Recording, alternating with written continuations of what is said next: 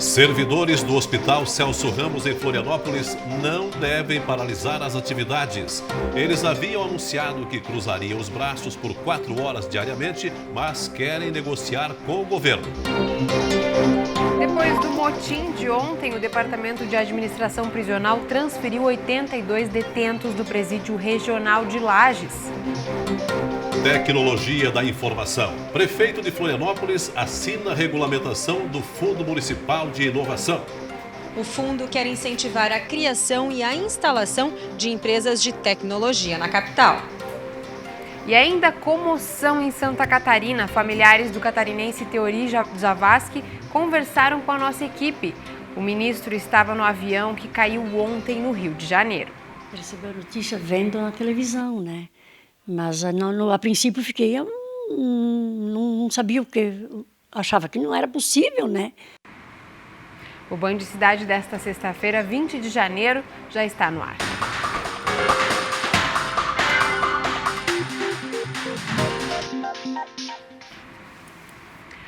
Servidores do Hospital Celso Ramos, em Florianópolis, não devem paralisar as atividades. Eles haviam anunciado que cruzariam os braços por 4 horas diariamente, mas agora devem negociar com o governo. Os servidores entenderam que a Secretaria de Estado da Saúde está disposta a dialogar e decidiram voltar a atender normalmente. Não haverá mais paralisação, pelo menos até segunda-feira, quando às 9 da manhã o sindicato volta a se reunir com representantes da Secretaria. Os funcionários do hospital reclamam da sobrecarga. O motivo seria a diminuição dos atendimentos nos postos de saúde, devido à greve dos servidores municipais de Florianópolis. O Hospital Celso Ramos recebia uma média de 350 pacientes por dia. Depois da greve, passou a atender quase 700 diariamente. A Secretaria de Saúde estuda colocar em prática um plano de contingência, deslocando profissionais de outras áreas e até mesmo transferindo pacientes. Inclusive, divulgou uma nota que, por causa da paralisação, estaria viabilizando um remanejamento de pessoal para atender a demanda emergencial ocasionada pela greve na saúde municipal de Florianópolis. Departamento de Administração Prisional transfere detentos depois do motim no Presídio Regional de Lages. De acordo com o DEAP, 82 detentos foram transferidos para cadeias do interior do estado. O juiz da Vara de Execuções de Lages, Geraldo Correia Bastos, afirmou que novas remoções podem acontecer a partir de segunda-feira. Dos 10 presos que ficaram feridos durante o motim de ontem, apenas um continua internado no Hospital Teresa Ramos.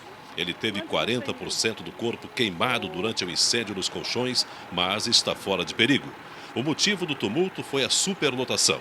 A capacidade da unidade é de 130 detentos, mas havia 267 encarcerados, de acordo com a Vara de Execuções.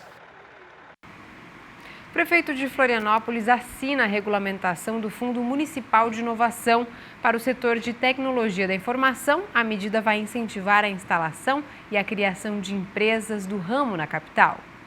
A assinatura do decreto deve impulsionar o setor de tecnologia ao criar o Sistema Municipal de Inovação. O fundo tem como objetivo apoiar financeiramente programas e projetos inovadores de interesse da cidade. Os recursos virão do governo federal, estadual ou municipal, além de consórcios, convênios e contratos com pessoas físicas e jurídicas. É muito claro que cada real investido retorna para o município muitas vezes muito maior nos impostos que são cobrados pelo desenvolvimento das empresas. Para o presidente da Associação Catarinense de Empresas de Tecnologia, a criação do Fundo Municipal de Inovação representa um marco histórico para o setor.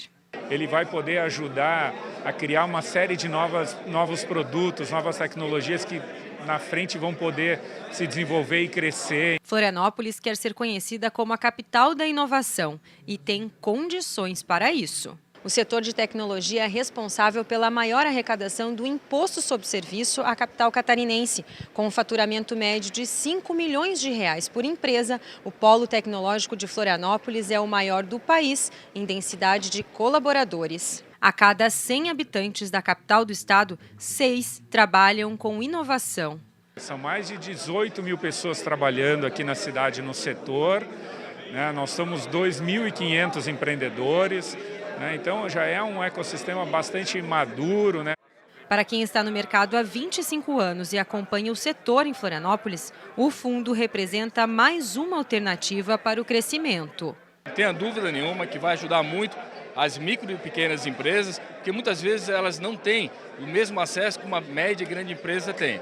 E nós acreditamos também que a inovação ela é fundamental para garantir o crescimento de um país a longo prazo.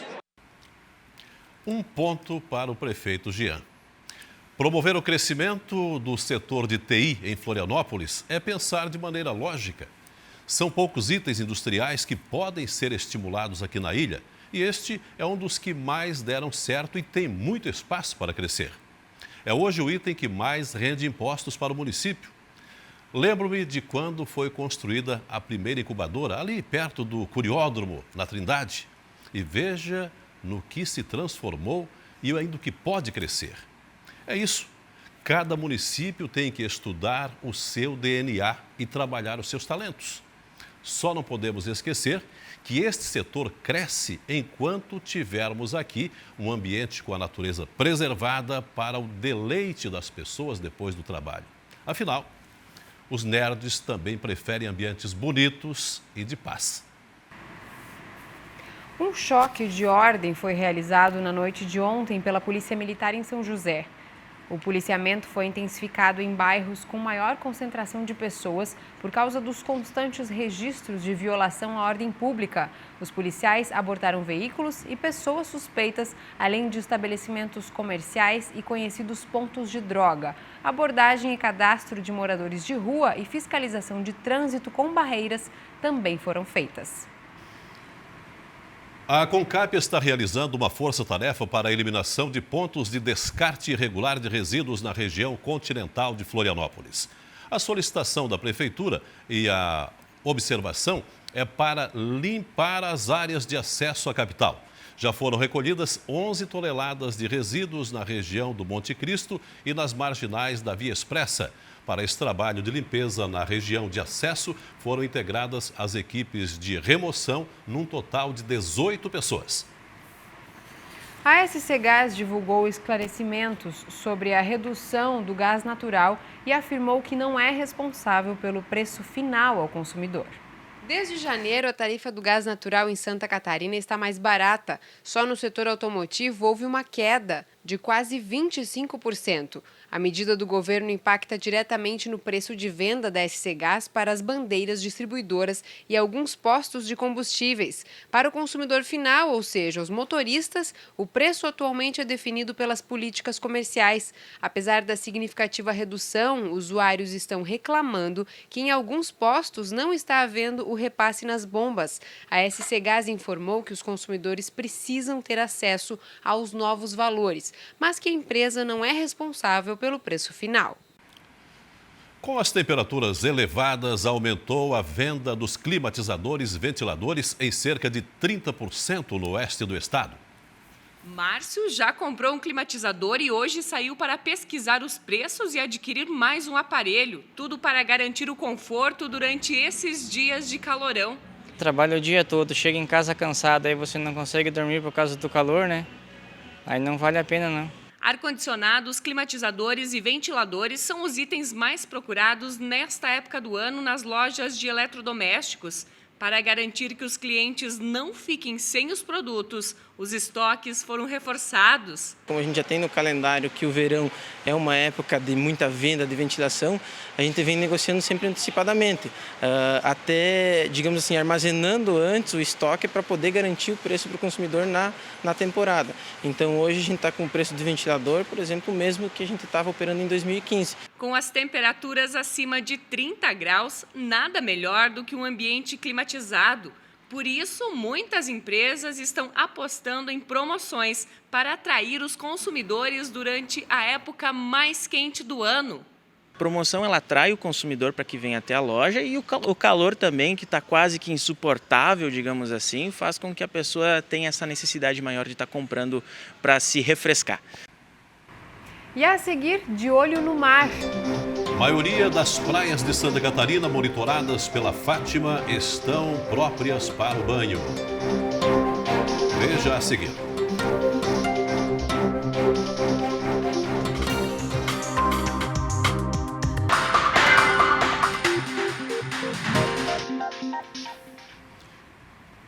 Em uma fiscalização de rotina, a Polícia Rodoviária Federal flagrou 2 caminhões com quase 14 toneladas de excesso de peso.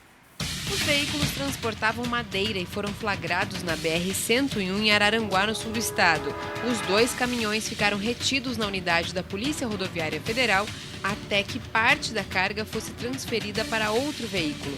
A empresa responsável pelo transporte vai responder a um termo circunstanciado por provocar danos ao patrimônio público. Um homem de 20 anos e outro de 23 foram presos no bairro São Vicente, em Itajaí, por suspeita de tráfico de drogas. Segundo a Polícia Militar, os 2 foram flagrados com 3.000 comprimidos de êxtase e cerca de 150 gramas de skunk. Os suspeitos e o material apreendido foram encaminhados para a Delegacia de Polícia Civil de Itajaí. A primeira etapa da matrícula dos calouros da UFSC ocorre entre 22 e 26 de janeiro. Aprovados devem se matricular pela internet no primeiro momento. Já a segunda etapa é presencial e será entre 14 e 17 de fevereiro. As vagas que não forem ocupadas na primeira etapa serão realocadas para os candidatos da segunda chamada.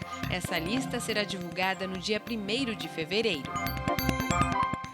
A Defesa Civil de Joinville vai coordenar amanhã um trabalho de conscientização para alertar sobre os perigos dos banhos em rios. A partir das 9 horas desse sábado, agentes da Defesa, Guarda Municipal, PM e bombeiros voluntários vão participar do projeto de prevenção a incidentes de afogamento em água doce. Os banhistas vão receber orientações de segurança e uma bolsa para guardar lixo. A blitz de amanhã vai ser no portal da Estrada Quiriri, que leva a um dos rios mais procurados do verão na região. De olho no mar. 64,5% das praias de Santa Catarina monitoradas pela Fátima estão próprias para o banho. De acordo com o relatório divulgado hoje, dos 214 pontos analisados, 138 estão liberados para os banhistas. Em Florianópolis, dos 75 pontos monitorados, 49 estão próprios para o banho, ou seja, 65,3%. As coletas e análises foram feitas entre os dias 6 e 19 de janeiro. Em relação ao relatório da semana passada, 13 pontos passaram a ser impróprio e 3 foram liberados para o banho. Segundo a Fátima, as últimas chuvas influenciaram diretamente nos resultados. Mesmo assim, os relatórios deste ano estão melhores do que os do ano passado, neste mesmo período. Como muitas placas que apontam as condições das praias são retiradas por vândalos, é importante que os banhistas acessem o site da Fundação para se prevenirem. E a seguir, o governo federal liberou 12 bilhões de reais para financiar o pré-custeio da safra agrícola 2017-2018. E ainda, comoção em Santa Catarina. Familiares do catarinense Teori Zavascki conversaram com a nossa equipe hoje. O ministro estava no avião que caiu ontem no Rio de Janeiro. Nós voltamos em instantes.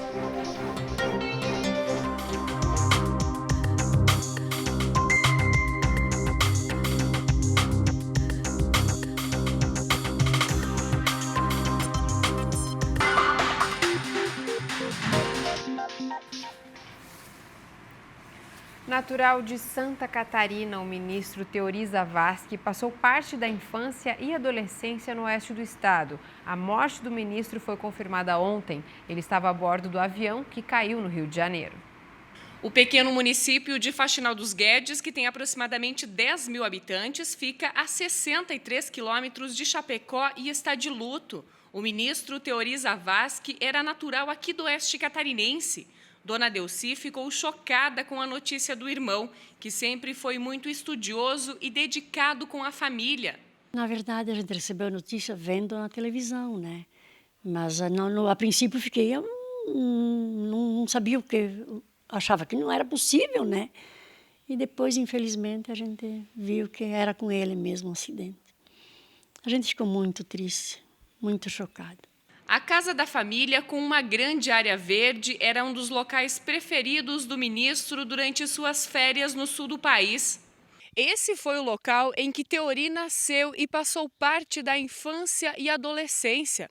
A última vez que o ministro veio para Faxinal dos Guedes foi em junho de 2016, para o velório de sua mãe, e a próxima visita estava agendada para o mês de abril. Ele aqui não era ministro do portão para dentro, coisa nenhuma. Aqui era a teoria da vida inteira. Uma teoria que fazia alegria para todo mundo, batia papo, tomava chimarrão. Além de lamentar a perda de um grande representante catarinense, Edgar perdeu um amigo de infância. Ele relembra que Teori sempre foi um líder e sua dedicação se destacava desde pequeno. Que sempre dizia que um dia ele poderia alcançar o sucesso. Com muito trabalho, com muita dedicação. E Deus fez com que ele fosse premiado por essa dedicação. A família espera que as causas do acidente sejam esclarecidas. Acho que esse avião, eu acho que não caiu por acaso, não. Mas não se sabe. O velório do ministro do Supremo Tribunal Federal, Teori Zavascki, será no prédio do Tribunal Regional Federal da 4ª Região em Porto Alegre. O pedido foi feito pela família por ser o local onde ele começou a carreira. A definição da data e do local ainda dependem da liberação do corpo. O governador Raimundo Colombo lamentou a morte de Teori Zavascki. Em nota, ele lembrou que o ministro era um cidadão de extraordinário equilíbrio e bom senso. Colombo lembrou também que Teori foi fundamental na renegociação da dívida dos estados e sempre esteve disposto a ajudar as demandas de Santa Catarina. O governo do estado decretou luto oficial de 3 dias. O que fica, por enquanto, é a dúvida por não se saber quem vai assumir os trabalhos até então conduzidos por Teori. Conforme a presidente do STF, só depois dos funerais é que ela vai tratar do assunto. Uma faixa da Beira-Mar Norte, em Florianópolis, vai ser fechada no próximo dia 31 por causa da obra na Ponte Hercílio Luz.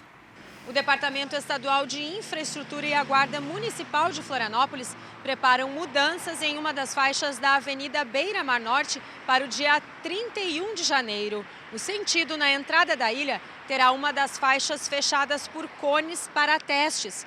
Dependendo do resultado destes testes, será definido o cronograma para as próximas etapas da obra de recuperação da Ponte Hercílio Luz, que vão cuidar da base de sustentação da estrutura.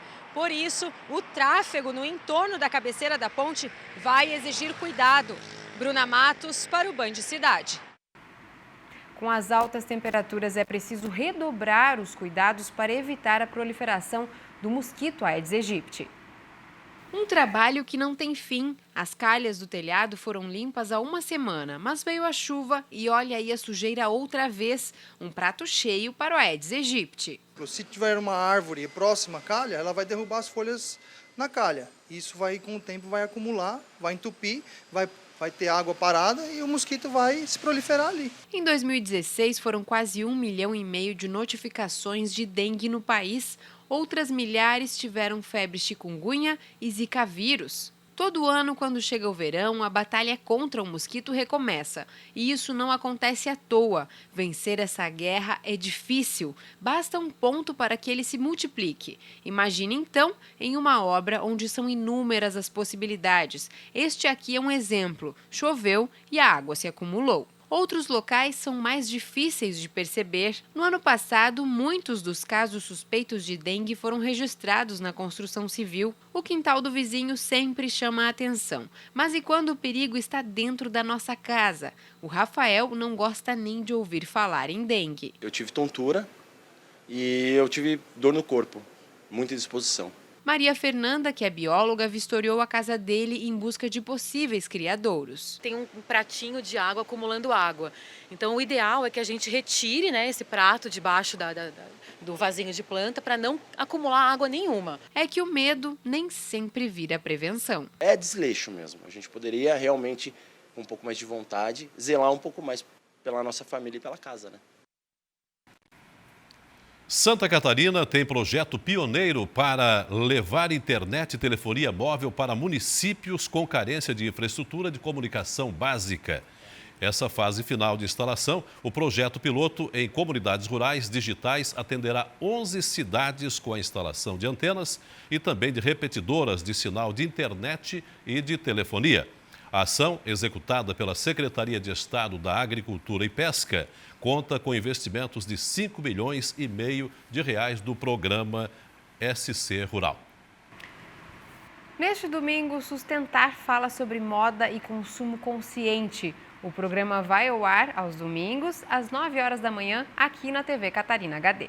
No Sustentar deste domingo, conheça o Upcycle e o Slow Fashion, tendências da indústria da moda para reutilizar matéria-prima e produzir apenas o necessário. E os consumidores que cada vez mais buscam esse tipo de mercado.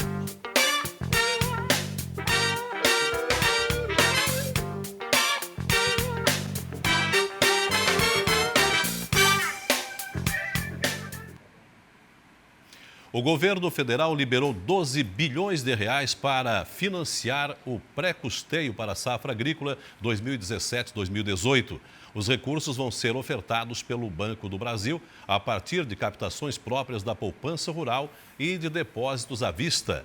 O dinheiro vai permitir que os produtores rurais façam compras antecipadas de sementes e também de fertilizantes e defensivos. O anúncio da liberação do crédito foi feito nesta quinta-feira.